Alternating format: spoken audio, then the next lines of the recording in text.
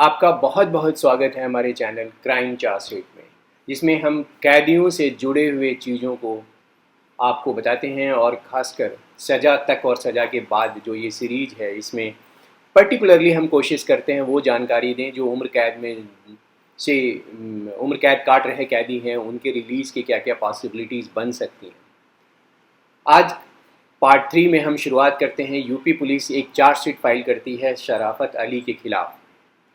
ये धारा 302 और 34 में होता है, मतलब ये हत्या का मामला होता है। ट्रायल कोर्ट उसको कन्विक्ट कर देती है और उस पर लाइफ इम्प्रिजनमेंट का मतलब उम्र कैद की का सज़ा देती है उसको। हाई कोर्ट उसके इस सज़ा को कंफर्म करता है और बाद में जब वो एसएलपी में सुप्रीम कोर्ट जाता है तो सुप्रीम कोर्ट उसको डिसमिस कर देती है। एसएलपी 17 साल कैद में गुजारने के बाद वो एक एप्लीकेशन लगाता है अपने प्री मैच्योर रिलीज का, जिसका प्रोविज़न हर एक स्टेट गवर्नमेंट ने किया हुआ है, लेकिन उसके एप्लीकेशन को रिजेक्ट कर दिया जाता है स्टेट गवर्नमेंट के द्वारा।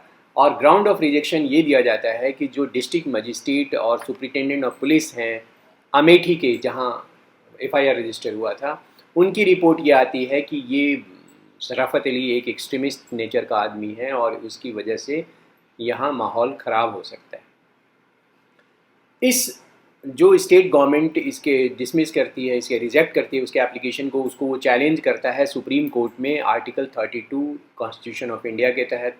और वहाँ पे उसका ये कहना होता है कि जो उसके एप्लीकेशन को रिजेक्ट किया गया है वो गलत है, क्योंकि मैकेनिकल वे में किया गया है, उसमें अब माइंड का एप्लीकेशन नहीं है, या जो पॉलिसी है जिसके तहत वो क्लेम कर रहा था प्री मैच्योर रिलीज़ को, अपना सज़ा को माफ़ करने के लिए, वो उसमें पूरे पॉलिसी को के लाइट में उसको कंसिडर नहीं किया गया था। इस केस का नाम सुप्रीम कोर्ट में होता है शराफत Ali versus state of UP, और ये डिसाइड होता है 10 फरवरी 2022 को। अभी बहुत रिसेंट जजमेंट है और जस्टिस चंद्रचूड़ और 3 जजेस की बेंच होती है, जिसमें जस्टिस चंद्रचूड़ होते हैं, जस्टिस सूर्यकांत होते हैं और जस्टिस विक्रम नाथ होते हैं। और इस केस का नंबर है रिट पिटीशन क्रिमिनल 439/2021। इस जजमेंट को लिखा है जस्टिस चंद्रचूड़ ने और बहुत ही बढ़िया लिखा हुआ जजमेंट है, हालांकि बहुत छोटा सा जजमेंट है। उन्होंने ये कहा कि जो पहला प्रिंसिपल होता है प्री मैच्योर रिलीज़ का, वो कंसीडर किया जाता है उस पॉलिसी की बेसिस पर जिस दिन उसने क्राइम कमिट किया था, और जो पॉलिसी प्री मैच्योर रिलीज़ को लेकर स्टेट गवर्नमेंट में एप्लीकेबल है उस पॉलिसी की से के अंदर कंसीडर किया जाता है प्री मैच्योर रिलीज का एप्लीकेशन, जो इस केस में नहीं हुआ है। रैदर इस केस में एक जनरल कंसिडरेशन पर जो वहाँ के डिस्ट्रिक्ट मजिस्ट्रेट का और commissioner of superintendent of police का ऑब्जर्वेशन था कि वो एक्सट्रीमिस्ट नेचर का है या उससे लॉ एंड ऑर्डर का प्रॉब्लम आ सकता है। ये बड़ा जनरल नेचर का एक ग्राउंड दिया गया, क्रिएट किया गया या ग्राउंड दिया गया, जो कि सही नहीं है। पूरे केस को, पूरे एप्लीकेशन को आप अपनी पॉलिसी के तहत कंसिडर कीजिए। और उन्होंने जो ऑर्डर पास किया था स्टेट गवर्नमेंट ने उसके प्री मैच्योर रिलीज़ के एप्लीकेशन को रिजेक्ट करते हुए उसको सेट असाइड किया, उसको खारिज किया। और सुप्रीम कोर्ट ने ये डायरेक्शन दिया स्टेट गवर्नमेंट को, यूपी गवर्नमेंट को, कि आप इस एप्लीकेशन को विदिन 30 डेज़ अपनी पॉलिसी के तहत, और पॉलिसी भी वो जो प्रिवेल कर रही थी जिस दिन क्राइम कमिट हुआ था, उस दिन जो पॉलिसी प्रिवेल कर रही थी, और उसको आप कंसीडर कीजिए और फिर उसके बाद इस पर डिटेल ऑर्डर पास कीजिए। सुप्रीम कोर्ट ने ये कहा कि विदिन 2 मंथ्स आप इस पॉलिसी जो आपका 17 जनवरी 2005 के समय जो पॉलिसी थी उसके लाइट में इसको कंसीडर कीजिए, और टाइम पीरियड भी फिक्स कर दिया।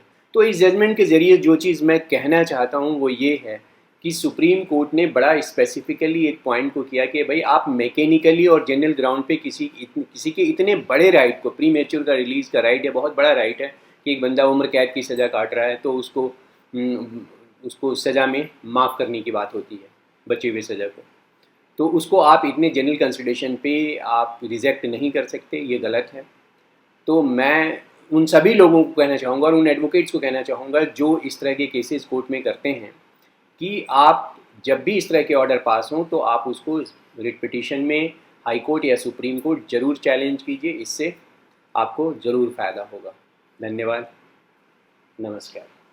अगर आपने चैनल सब्सक्राइब नहीं किया है तो प्लीज़ सब्सक्राइब कीजिए। मैं इस तरह के वीडियोज़ और सुप्रीम कोर्ट के रिसेंट जजमेंट्स आपसे शेयर करता रहूँगा। और मेरी कोशिश होगी कि जो भी उम्र कैद सजा याफ्ता हैं उनको ज़्यादा से ज़्यादा इस स्पेसिफिक इंफॉर्मेशन प्रोवाइड करूं जो उनके काम में है। नमस्कार।